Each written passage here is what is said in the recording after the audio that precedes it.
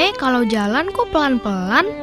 Apakah itu berarti nenek tidak punya ambisi? Siapa bilang, Kela? Nenek punya ambisi yang tidak akan berakhir, yaitu ambisi memuliakan Tuhan, serta ambisi dekat dengan Tuhan.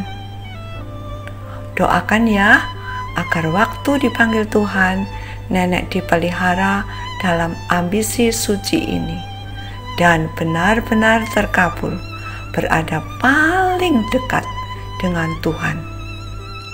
Yuk kita latihan terus dekat Tuhan melalui firman-Nya yang menjelaskan tentang penghakiman Tuhan buat Rezin, Pekah, dan Raja Asyur. Kayla gak sabar mau dengarkan. Shalom anak-anak semuanya, senang sekali hari ini kita boleh kembali berjumpa untuk belajar kebenaran firman Tuhan. Mari kita terlebih dahulu tundukkan kepala dan kita berdoa. Bapa dalam sorga, kami bersyukur dan berterima kasih untuk waktu yang Tuhan berikan kepada kami di dalam belajar kebenaran firman Tuhan. Tuhan, tolonglah kami sehingga ketika kami mendengarkan uraian firman-Mu, hati kami terbuka untuk Tuhan, dan firman Tuhan itu tertanam dalam hati kami. Firman Tuhan itu menjadi penuntun bagi jalan kami, supaya dengan Tuhan kami boleh berdampingan terus, dan iman kami boleh dibangunkan dan semakin teguh di dalam Kristus. Terima kasih ya Tuhan, dalam nama Tuhan Yesus kami berdoa. Amin. Anak-anak yang dikasihi Tuhan, kita telah belajar bersama-sama pada waktu yang lalu, yaitu bahwa Ahaz telah memilih jalan hidup yang salah. Apa yang dimaksud dengan salah itu? Ia melakukan hal-hal yang tidak benar di hadapan Tuhan. Dan itu dilakukan secara terus-menerus di dalam hidup Ahaz. Ahaz melakukan itu karena Ahaz merasa Allah tidak pernah menghukum dia, sekalipun dia meninggalkan Tuhan Allah nenek moyangnya, yaitu Allah Israel. Apakah memang benar Allah tidak pernah menghukum Ahaz? Satu ketika Allah menghukum Ahaz dengan memakai beberapa raja. Yang pertama adalah Rezin, raja orang Aram. Yang kedua adalah Pekah bin Remalia, itu adalah raja Israel atau kerajaan yang ada di utara.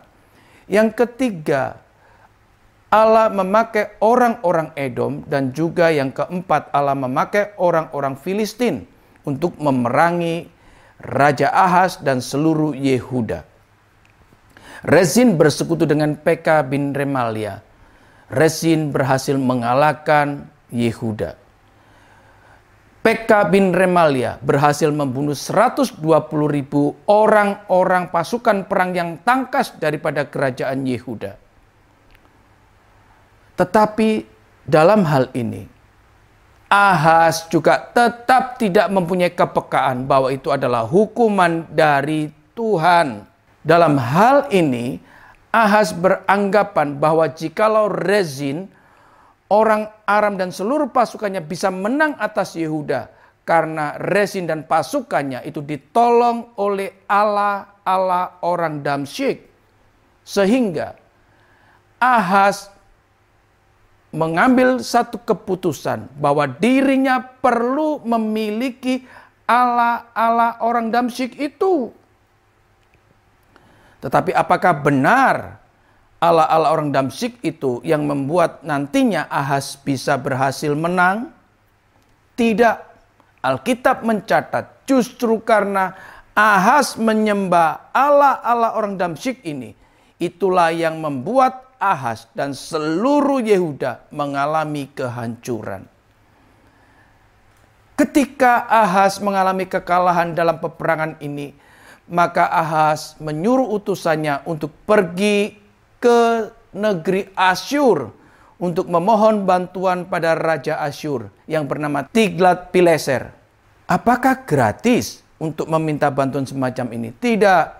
Ahaz harus memberikan emas dan perak yang banyak, yang diambil dari rumah Tuhan, yang diambil dari rumah raja, yang diambil dari rumah-rumah para pemimpin orang-orang Yehuda. Ketika Raja Asyur itu mendengar dan menerima seluruh persembahan daripada Ahaz, maka Raja Asyur yaitu Tiglat-Pileser beserta seluruh pasukannya menuju ke Yerusalem di dalam kerajaan Yehuda. Ketika melihat hal itu, Ahaz berharap dengan sungguh-sungguh bahwa dia akan mengalami kelegaan, yaitu boleh dibebaskan daripada Rezin dan daripada Pekah. Tapi apakah benar seperti itu? Tidak. Ternyata kedatangan Tiglat-Pileser justru membuat Ahaz dan seluruh orang-orang Yehuda mengalami kesesakan, mengalami tekanan, mengalami berbagai macam-macam ketidaknyamanan. Ini artinya apa yang diharapkan oleh Ahaz semuanya tidak ada faktanya. Anak-anak yang dikasihi Tuhan, seperti ini pun Ahaz tidak punya kepekaan bahwa ini adalah hukuman Tuhan dan seharusnya Ahaz kembali kepada Tuhan atau bertobat untuk kembali mempercayakan hidupnya kepada Allah Israel. Tetapi justru Ahaz semakin melakukan kejahatan di hadapan Tuhan. Ahaz melakukan hal yang sangat menyakitkan hati Tuhan. Hal apa yang dilakukan oleh Ahaz sehingga Ahaz dikatakan melakukan atau menyakitkan hati Tuhan? Yang pertama, Ahaz mengambil seluruh perkakas-perkakas yang ada di dalam rumah Tuhan dan itu dihancurkan semuanya.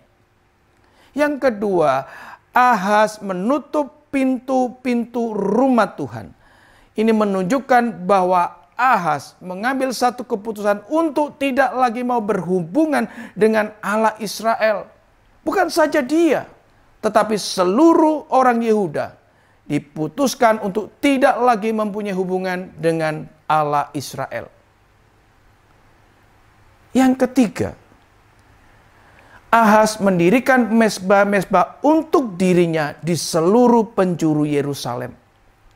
Yang keempat, Ahaz mendirikan tempat-tempat atau bukit-bukit pengorbanan untuk mempersembahkan kepada Allah asing, yaitu Allahnya orang Damsyik. Ini adalah satu hal yang di akhir hidup daripada Ahaz, yaitu hidup menyakitkan hati Tuhan. Anak-anak yang dikasihi Tuhan, Ahaz sungguh kehilangan kepekaan akan teguran Tuhan. Ahaz sungguh kehilangan kepekaan terhadap hukuman Tuhan. Mari kau dan aku, jangan sampai kehilangan kepekaan akan teguran dan hukuman Tuhan. Yang di dalamnya Tuhan ingin kau dan aku untuk hidup dalam pertobatan. Tapi mari kita sama-sama menjadi anak-anak Tuhan yang peka akan suara Tuhan. Sehingga kita bisa menikmati kasih Tuhan yang besar. Kita bisa menikmati anugerah Tuhan yang besar. Anak-anak yang dikasihi Tuhan, mari kita sama-sama menjadi anak-anak Tuhan. Bukan yang menyakitkan hati Tuhan, tapi dalam perjalanan hidup sehari-hari ke sehari, dari ke sehari, menjadi anak-anak yang selalu menyenangkan hati Tuhan. Sehingga nama Tuhan dipermuliakan melalui hidup kita. Amin. Mari kita sama-sama tundukkan kepala, kita berdoa. Bapa dalam surga, terima kasih untuk firman-Mu hari ini. Mengingatkan kami bahwa Tuhan adalah Tuhan yang mengasihi kami. Ketika kami salah, Tuhan selalu menegur kami, menghukum kami. Itu menunjukkan bahwa kasih-Mu memperhatikan kami dan kasih-Mu senantiasa ingin menyelamatkan kami. Berikan kami kepekaan dan secepat mungkin kami boleh kembali ke dalam jalan Tuhan. Terima kasih Tuhan untuk firman-Mu. Dalam nama Tuhan Yesus kami berdoa. Amin.